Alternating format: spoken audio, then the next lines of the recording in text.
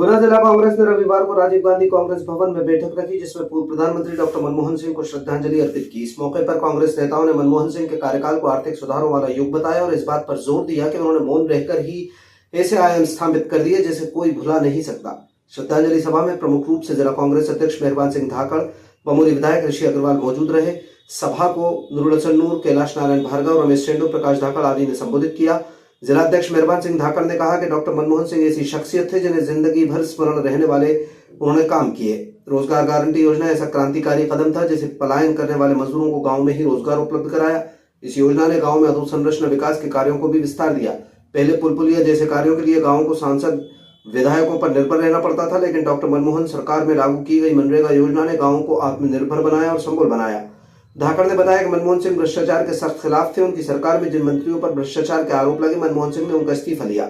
वो कहते कम थे और करने में ज्यादा भरोसा रखते थे। श्रद्धांजलि देते हुए वरिष्ठ नेता नूरुल हसन नूर ने डॉक्टर मनमोहन सिंह के प्रधानमंत्री बनने संबंधी रोचक घटनाक्रम की जानकारी दी। उन्होंने बताया कि विश्व की पहली घटना थी जब सर्वसम्मति से प्रधानमंत्री बनने का न्योता मिलने के बावजूद सोनिया गांधी ने मनमोहन सिंह का नाम आगे बढ़ाया। जैसे ही डॉक्टर मनमोहन सिंह ने देश की कमान संभाली, उस समय उन्हें आर्थिक हालत बहुत कमजोर मिले।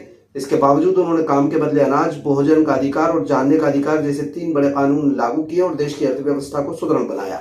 उनकी योजनाएं इतनी प्रभावी थीं कि केंद्र में किसी की भी सरकार बन जाए, डॉक्टर मनमोहन सिंह की इन योजनाओं को दरकिनार कभी नहीं किया जा सकता। आखिर में आभार गोपाल शर्मा ने व्यक्त किया। इस अवसर पर अनेक कांग्रेसजन उपस्थित रहे। सर्वप्रथम तो हमारे देश के प्रधानमंत्री रहे आदरणीय डॉक्टर मनमोहन सिंह जी को चरणों में अपने श्रद्धा सुमन अर्पित करते हुए, क्योंकि हमारे देश के लोग ऐसी शख्सियत रहे कि इन्होंने वो काम किए हैं कि जीवन पर्यंत लोगों को वो याद रहेंगे।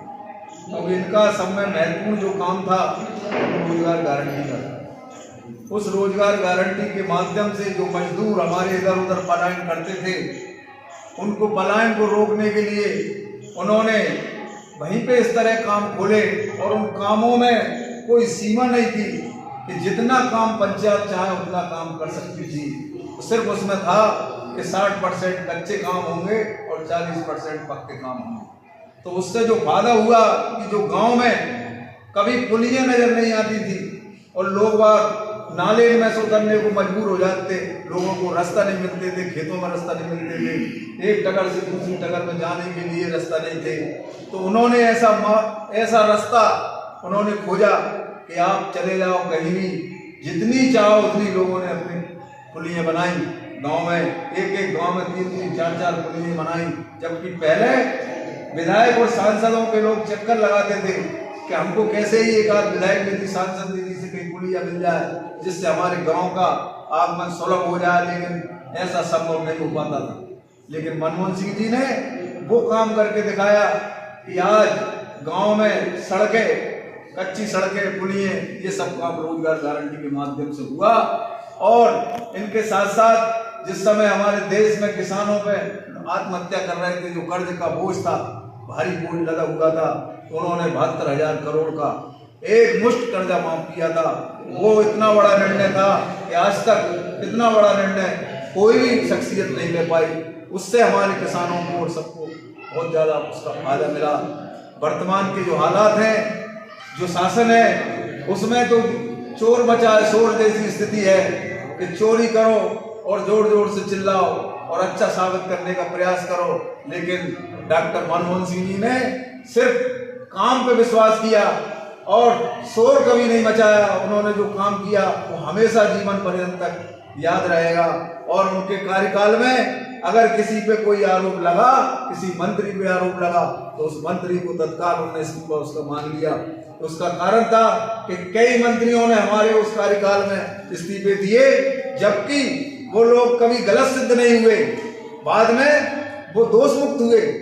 लेकिन इन्होंने उनके कार्यकाल में बहुत लोगों पे आरोप लगाया। और वर्तमान के हालात देख लो कि चारों तरफ भ्रष्टाचार है और चारों तरफ भ्रष्टाचार में लोग डूबे पड़े हैं। मंत्री संतरी और अडानी अंबानी, दुनिया का ऐसा कोई भी वो नहीं है उनके कार्यकाल में जो भ्रष्टाचार में न डूबे हों। लेकिन इस्तीफे के नाम आवाज तक उनकी नहीं निकलती। और ना उन्होंने आज तक किसी व्यक्ति से उन्होंने इस्तीफा लिया। तो ये अंतर हमारे आदरणीय प्रधानमंत्री में था और उन्होंने मौन रहकर जो काम किया है वो काम हमेशा जीवन पर्यंत याद रहेगा। और मनमोहन सिंह जी ऐसी शख्सियत थे कि इनके बारे में कितनी खिल्लियां वर्तमान के प्रधानमंत्री ने उठाई, हंसी उड़ाई उनके बारे में। कभी मौन प्रधानमंत्री कहें, कभी कुछ प्रधानमंत्री कहें, कभी ये कहें कि इस देश का अगर नोट की कीमत कम हो जाती है तो वो नेता भी उतना गिर जाता है। लेकिन वर्तमान में वो नोट की स्थिति देखो, देश के अंदर क्या स्थिति देश के अंदर बन रही है और नोट कहां तक गिर गया। इसका मतलब तो ये है वर्तमान के जो शासक हैं वो तो इस तरह तो पूरी तरह से गिरे हुए व्यक्ति हैं कि उन्होंने इतने महान व्यक्ति के बारे में इस तरह के शब्दों का उन्होंने हमेशा उपयोग किया। और आज इतने पढ़े लिखे और योग्य प्रधानमंत्री थे कि उन्होंने इस देश की अर्थव्यवस्था सुधारने में उनकी महत्वपूर्ण भूमिका रही। वो रिजर्व बैंक के गवर्नर भी रहे और इसके साथ साथ वित्त मंत्री रहे और फिर देश के 10 साल तक प्रधानमंत्री रहे।